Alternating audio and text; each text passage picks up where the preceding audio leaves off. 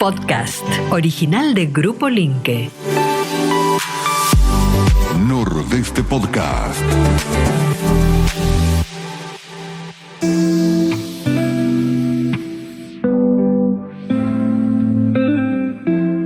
Bueno, señores y señoras, hoy se conmemora el Día del Afrodescendiente Chaqueño y la cultura afrolitoraleña. Bueno, se toma como referencia la fecha del fallecimiento del legendario guitarrista Oscar Alemán, reconocido guitarrista, compositor, maestro del jazz y personalidad legendaria. Alemán nació en Machagay el 20 de febrero de 1909 y es un paradigma de la influencia de la cultura afro en la consolidación y la diversidad de las culturas de nuestra provincia. Y para ello tenemos una invitada especial, Day. Así es, vamos a recibir a quien viene para hablarnos acerca de este tema, Claudia Margosa, a quien le damos la bienvenida. Claudia, ¿cómo estás?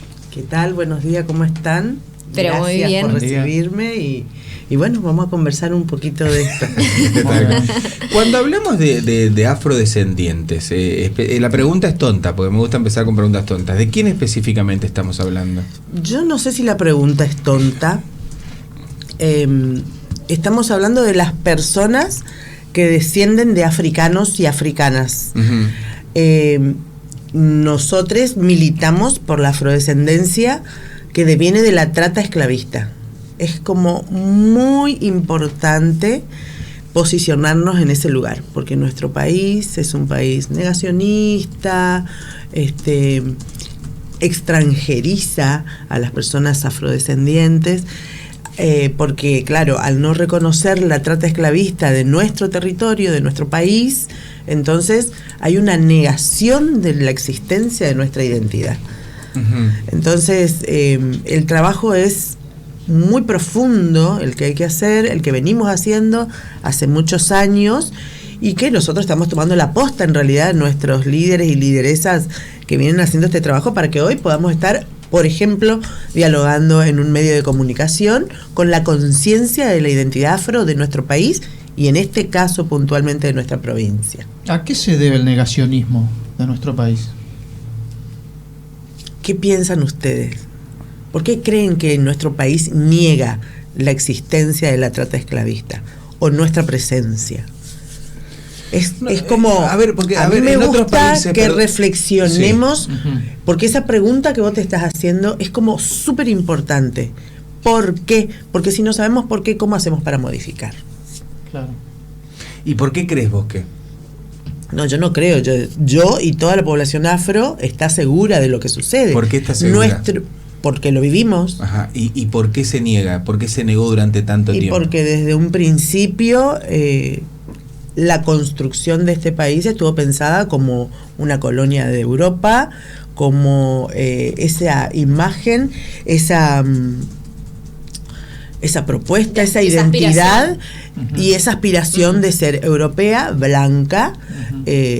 Y a partir de ahí se construyó todo lo que viene atrás de eso, ¿no? Una mirada racista, tenemos un racismo estructural y sistémico justamente porque decidieron, bueno, la Argentina se va a identificar con la población europea, la que vino y usurpó estos territorios, en principio, ¿no? Estamos a 2 días del 12 de octubre.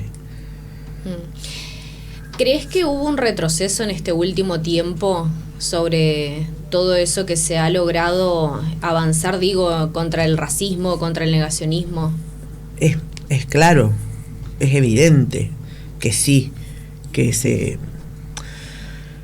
retrocedió en derechos, en identidad.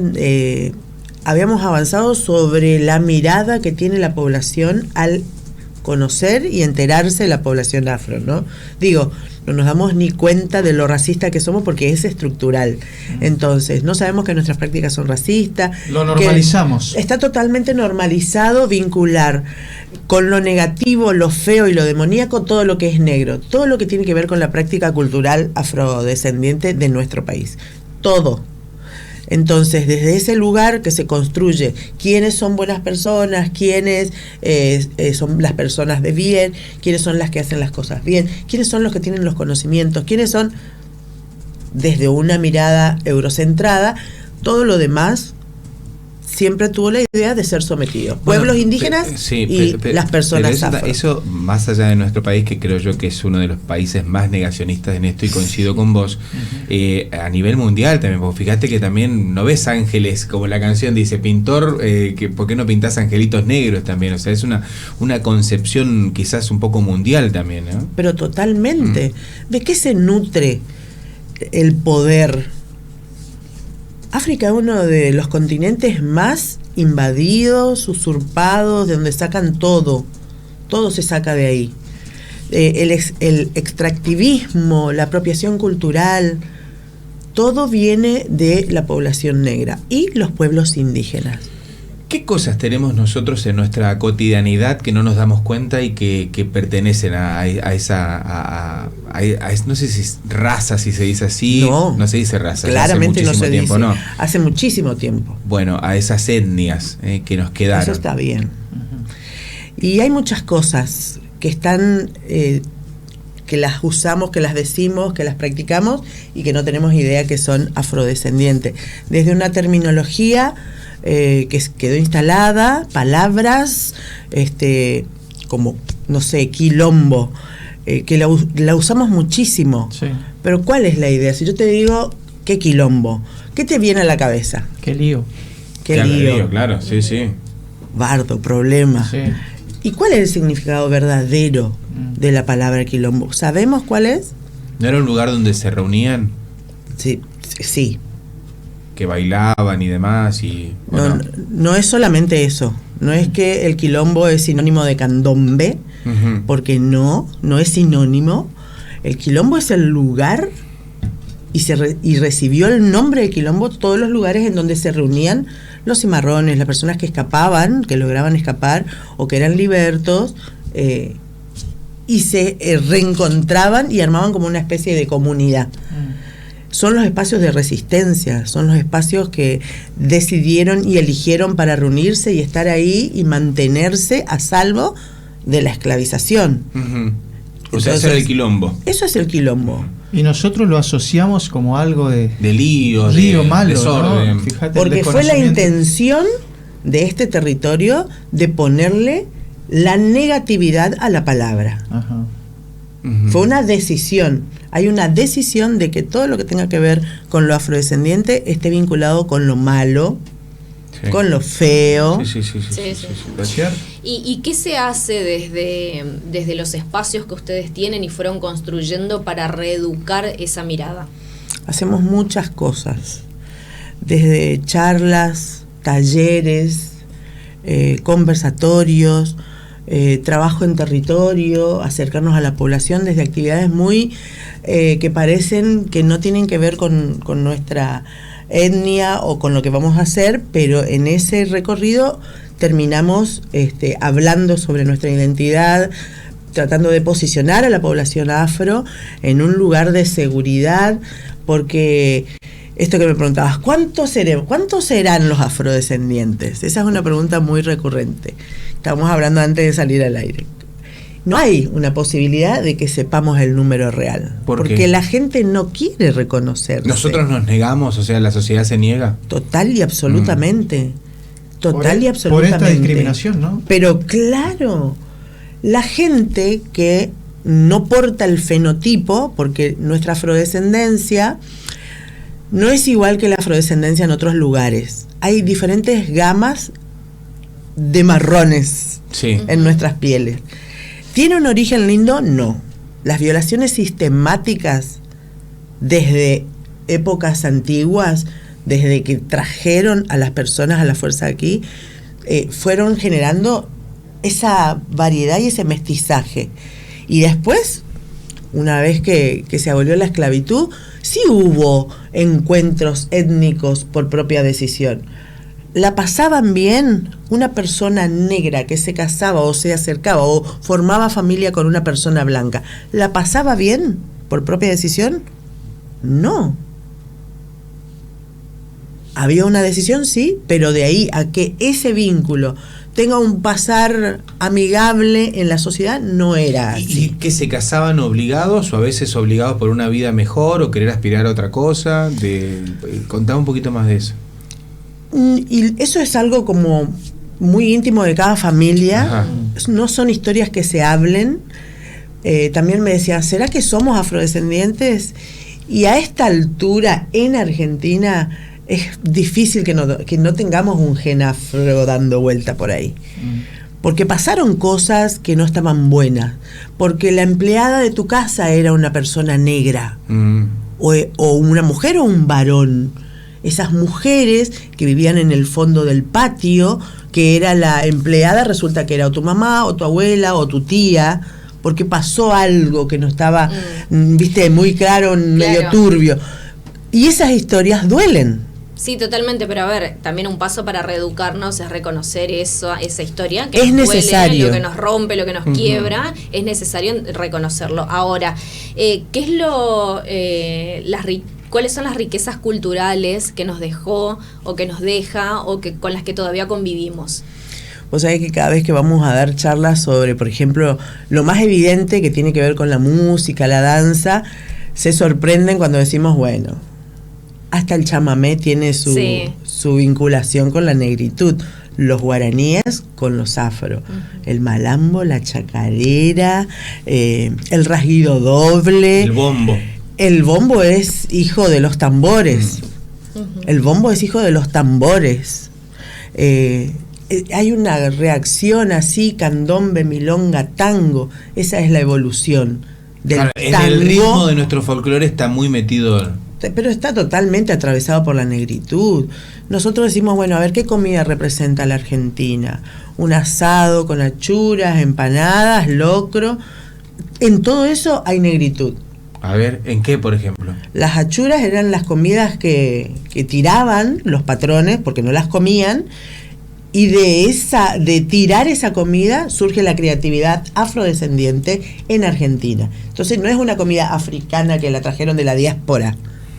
Es una comida que se creó acá a través de la creatividad de las personas. Sí, porque había que comer. Si yo digo negro, ¿es peyorativo? Depende de tu intención. Depende de la carga que le da la palabra. Total y absolutamente. Y aparte también depende que la persona acepte que vos le digas así o no. Claro. Y eso hay que respetarlo. Claro, claro. Eso hay que respetarlo. Lo que para algunos no es ofensivo, para otros sí lo puede ser, ¿no? Por su historia. Así como estamos hablando, ¿por qué yo no sé si soy afrodescendiente? Y tiene que ver con algún dolor guardado en la familia o alguna vergüenza. Bueno, de la misma manera es esto. O tal vez porque no lo sabemos. O sea, yo no sé quién es mi papá biológico, digo, o sea, no puedo conocer mi historia hacia atrás con él, pero sí con mi lado materno, por ejemplo. Claro. Y no quiero que se suene peyorativo justamente, pero ¿qué pasó con nuestros negros? Se mestizaron, nos mestizamos. Yo soy afrodescendiente, pero también tengo sangre italiana, también tengo sangre española. Pero, por ejemplo, en otros países como Brasil, uno ve en Latinoamérica o Colombia, por ejemplo, hay más presencia de Ecuador mismo, de etnias más puras. ¿Y por qué acá? ¿Qué pasó acá? Es el mestizaje, es la mezcla. ¿Y en esos países no hubo tanto mestizaje entonces? Y hubo como acá los blancos y acá los negros. Y no se juntaron por decisión propia incluso. Hay excepciones. Acá no pasó eso. Acá los hombres fueron a las guerras, murieron. Las mujeres, por necesidad, por obligación, por violación, terminaba con alguien blanco dentro del vínculo para tener hijos. Entonces el mestizaje marcó nuestra historia. ¿Es una historia linda? No. Ya sea por elección o por obligación o por una violación, no es una historia linda. ¿Qué puedo hacer yo si creo que soy afrodescendiente? ¿Qué puedes hacer con respecto a qué? ¿Cómo podés averiguar? ¿Cómo puedo averiguarlo?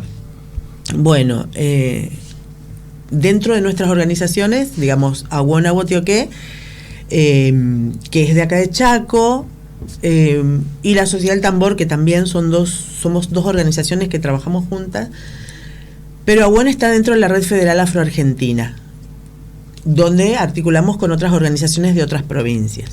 Puntualmente con Corrientes estamos tratando de que nos hagan caso con el ADN gratuito para las personas que tienen dudas sobre su afrodescendencia. O sea, esto está dirigido a la población afro. ¿Ya es un hecho? No. Porque hay que, digamos, poder sentar un precedente para tratar de averiguar el ADN. Hay que como definir el componente afro primero, las características. Es todo un estudio complejo de biológico, digamos, que bueno, estamos acercándonos, hace bastante años que queremos hacerlo, nos escuchan en algunos lugares, ¿no? Porque es una decisión institucional, es una decisión política, es una decisión del Estado. Estas decisiones no las podemos llevar adelante las organizaciones afrodescendientes de manera independiente. Esto es trabajar con el Estado o con las instituciones que tienen acceso a este tipo de cosas. Entonces yo hoy te digo, hay una posibilidad bastante lejos de que pueda salir el ADN gratuito para la persona que tiene la duda sobre su afrodescendencia. Pero para esto también va a haber que definir un montón de cosas, porque nosotros queremos facilitarle al afrodescendiente que tiene dudas, que le está dando vuelta ahí, que tiene una necesidad legítima de saber y no aparecen un montón de cosas atrás. De repente yo quiero saber mis otras etnias. Claro. ¿Me entendés? Claro, que sean afros y que vos tengas algo que te oriente para llegar al ADN. Sí, como que va a haber, porque si no te imaginas, todo el mundo va a querer hacer, todo el mundo se va a autopercibir afro. Claro. ¿Y qué pasa con eso? Otra vez la persona que realmente necesita, como no tiene capaz la posibilidad de hablar, no se desenvuelve tanto en ese ambiente, otra vez queda relegada. Y es la persona que nosotros necesitamos que se reconozca. Necesitamos que en los censos digas soy afrodescendiente. Y que si no te lo preguntan, como nos pasó en el último censo, que estábamos esperando todos que nos hagan el censo para decirnos, no te preguntaban o no te censaban. Recién más o menos lo decías. Corregime, por favor. Hacé docencia con nosotros. Claro. ¿Qué beneficios, no sé si esa es la palabra, me da a mí ser descendiente, ser afrodescendiente y pertenecer a alguna de estas organizaciones que está mencionando vos? Esa es una. Y la otra, ¿en qué estadio y en qué condiciones se encuentran hoy las asociaciones afrodescendientes en la provincia del Chaco y hacia dónde quisieran ir? La primer pregunta, y esto es también para la gente en su casa, pero les pregunto a ustedes directamente, ¿qué pasa? Me parece que es un buen ejemplo de preguntártelo directamente a vos. ¿Qué pasa cuando no sabes toda tu historia? ¿Qué te pasa? Estás incompleto, olvídate. ¿Qué sentís? Sí. ¿Cómo vivís tu vida? Te falta raíz. ¿Y eso qué puede generar en una persona? En donde vos pasás el racismo todos los días, porque lo pasamos, todos los días hay alguna situación de racismo que vivimos. Todo el tiempo te están vinculando con la negritud, todos los insultos están referidos a la identidad negra, todos los insultos.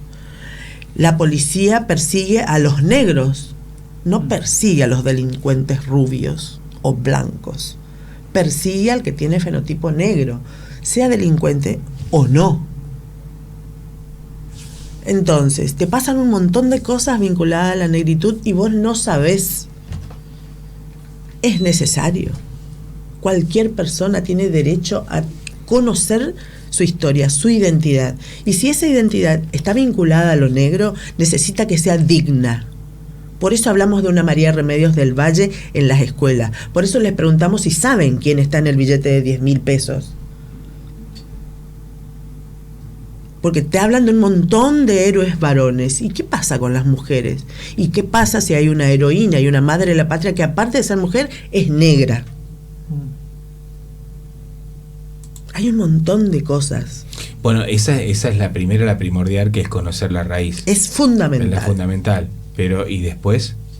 ¿Y después qué? Después, o sea, ¿qué otras cosas? Por ejemplo, no sé, pertenecer a un grupo, el sentido de pertenencia. La segunda pregunta.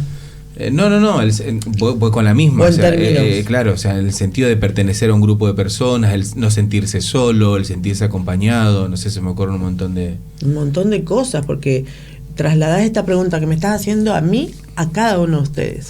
Ahora, perdón, qué raro, ¿no? Que tengamos que hablar de pertenecer a algo cuando somos todos seres humanos y deberíamos pertenecer a una sociedad. No sé si me explico. Sí, te explicas perfectamente. Qué bárbaro, ¿no? Es algo que lo tenemos que repensar todos, creo. No, pero funciona distinto, porque a veces vos tenés el pertenecer a una religión, el pertenecer a un club, pero a un grupo étnico, más allá de una sociedad integral, integradora, además que es la que todos soñamos. Pero el saber, ¿por qué? Porque esto te da como una familia más amplia, o sea, tenés tu familia, pero además tenés otra familia un poco más grande que también te brinda esa contención. Yo creo que va por ahí un poco. Pero la discriminación también parte de eso, hacerte pertenecer a es que toda fue la sociedad. Intención. Claro. La intención, desde un principio, desde que se construyó esta nación, era, este va a ser el grupo que va a tener los privilegios. Sí. Para sostener los privilegios y para sostener el statu quo y para sostener la forma de vida que tenemos, alguien tiene que hacer el trabajo que al resto no le gusta. Claro. Y se eligieron las etnias para eso. Primero los pueblos indígenas, después fueron a secuestrar gente y a traerla para aquí para que le haga el trabajito duro.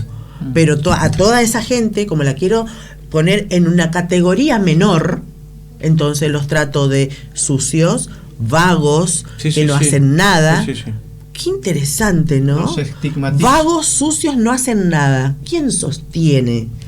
¿Quién sostiene el mundo? Vamos a desaparecer. A ver qué pasa con los privilegios de los que están acostumbrados a someter. Desaparezcamos, salgamos, no hagamos nada. ¿Qué pasa con la economía? ¿Qué pasa con la sociedad? ¿Qué pasa con el mundo? ¿Quién va a sostener? No solamente nuestro país, como decías hoy. ¿Quién va a sostener todos los países? Claudia, es muy interesante lo que estamos charlando. ¿Dónde podemos encontrarlos? ¿Dónde podemos empezar a vincularnos con la historia, con la cultura, de esta forma, ¿no? De empezar a reeducar todos nuestra mirada. Y nosotros tenemos redes sociales. Awon-Tío-Que se escribe con W. Awon se escribe con W, Awo con W, Tío-Que separado, Oke con K. En una de sus acepciones en lengua yoruba quiere decir colores del monte. Estamos en Instagram y en Facebook. Hacemos base en Secual, Santa María de Oro 471. Y trabajamos con diferentes espacios culturales y educativos. Antes trabajábamos mucho, ahora no, hablando un poco de estos tiempos y de cómo estamos, esas articulaciones que hacíamos con los diferentes espacios del Estado no se están dando en este momento o se dan de manera muy chiquita, con lugares muy puntuales, pero seguimos sosteniendo. Damos charlas, talleres en las instituciones porque hay un racismo importante, lo que hoy le dicen bullying, pero en todas las charlas que hacemos todos los años siempre salta el racismo. La discriminación es racista. Aparte de que nos pueden discriminar por un montón de cosas. Sí. Pero la que salta primero tiene que ver con ser negro, con ser mujer. Nosotros el otro día lo contamos porque nosotros los tres somos oscuritos. Sí. Claro. Y sabes que una de las cosas una de las cosas que nos pasa, que cuando vamos a una tienda de ropa, tenemos al tipo que nos va al seguridad que nos va persiguiendo. Para otra cosa. O le decimos, queremos pero mirá, acá están estas que te salen, te dan una oferta. Sí. O sea, es como que no podemos pagar algo. Sí. Y todo el tiempo lo vivimos eso y lo contamos todo el tiempo. Nosotros lo contamos, nos reímos de eso, pero en realidad lo sufrimos en su momento. Hoy ya lo entendemos de otra forma. Sí, claro. Y tenemos herramientas quizá para defendernos, pero eso nos sigue pasando. Nos sigue pasando de entrar a una tienda y que te digan, no tenemos ofertas. Sí. Me pasa. ¿Y en qué momento te pregunté? Exacto, pero ¿sabés qué me pasa, Claudia? Y a mí igual me encanta que me pase. Yo estoy en la tienda mirando una tienda de ropa y me dice, disculpame, el precio de... Y yo, claro, ¿por qué crees que yo trabajo acá? Que no pasaría nada si trabajara, pero se te relacionan con eso. Exactamente. me encantaría trabajar en ese lugar. Y lo normalizamos, Exacto. ¿no? Lamentablemente, eso es lo más triste, ¿no? Que lo normalizamos. Y bueno. Son mecanismos de defensa, ¿me entendés? Un montón de preguntas me hiciste y no podemos terminar de cerrar la otra porque es demasiado. Es re lindo este tema. Pero tranquilamente podemos venir, digamos, esto también nos pasa hoy, 14 de octubre, Día del Afrodescendiente Chaqueño, pero podemos venir otros días. Sí, olvidate. No tiene que ser exclusivamente charla de efemérides. Sí. Lo que estaría bueno es llegar a la próxima efemérides con esto trabajado, hablado, conversado, ¿me entendés? Pero sí, vos imaginate todos los días que te siga en seguridad, que yo le diga a mi hijo varón, no corras, por favor. Ay, sí. No corras. Sí. No corras porque te van a taclear en la esquina. Sí. ¿Y le ha pasado? Sí. Porque negro.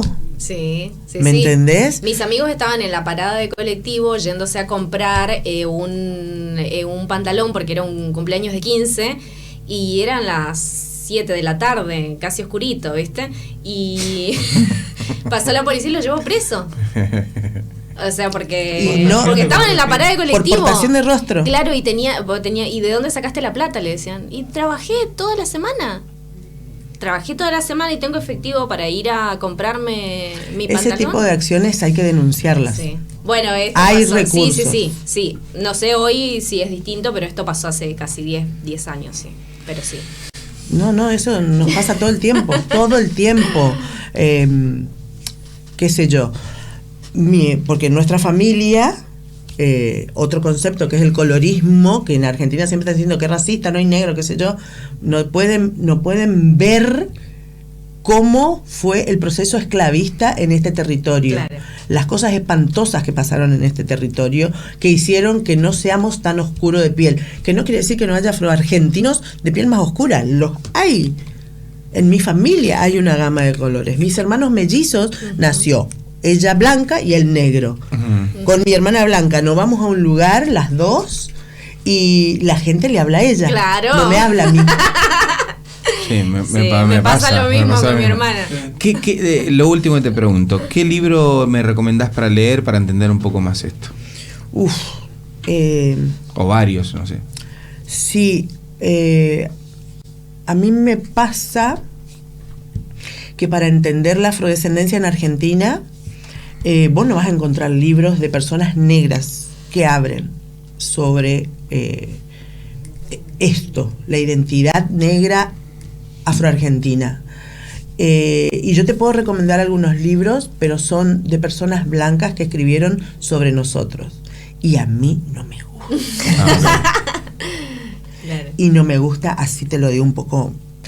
Te puedo recomendar algunas cosas porque hay gente que ha trabajado con nosotros, con nosotras. Entonces su mirada y su escritura fue ahí un poco guiada, pero ahí también hay racismo. Te citan como objeto de estudio, pero no te dan participación en el libro. Lo correcto es darle participación en el libro a la persona afro. Lo correcto es que le digas a una persona afro que te pase su apunte, que vos vas a ver cómo se lo imprimís. ¿Me entendés? Siempre son editoriales alternativas lo que hay escrito. ¿Me entendés? Claro, no lo vivieron en primera persona. No te dejan. Y para llegar tenés que tener títulos posgrados, universitarios, porque está establecido así. Porque todos los ámbitos están hechos para categorizar a las personas. Por ese plan de hace mucho tiempo atrás. Es el mismo hasta el día de hoy. Entonces, hablan de temas afrodescendientes, pero no son las personas afrodescendientes las que están tocando esos temas porque no tenés el título. No, es una decisión política nuevamente. Las instituciones tienen que llamar por perfil hasta que se genere de aquí a 5 décadas. Escucharon, ¿no? 5 décadas. Personas afrodescendientes con títulos y también con una mirada crítica, porque hay personas afrodescendientes con título, no se reconocen y tratan de perderse lo más posible en lo europeo. Tal cual. Claudia, muchísimas gracias. Nos a quedaríamos ustedes. toda la mañana. Les voy a pasar algunos materiales para que puedan leer. Dale. Pero bueno, con esa lectura con una mirada negra y no blanca. Perfecto, ahí estaba. Claudia Margosa, afrodescendiente, estaba contándonos y ayudarnos a entender también un poco, porque hay miles de errores que nosotros seguimos cometiendo, seguimos metiendo la pata porque no sabemos. Pero es que y es buenísimo que se haga docencia sobre estos temas. Evolucionemos, sí, tal cual. Nordeste Podcast. Los mejores momentos de la radio de tu vida. Nordeste y vos. ¿Conectados? Siempre.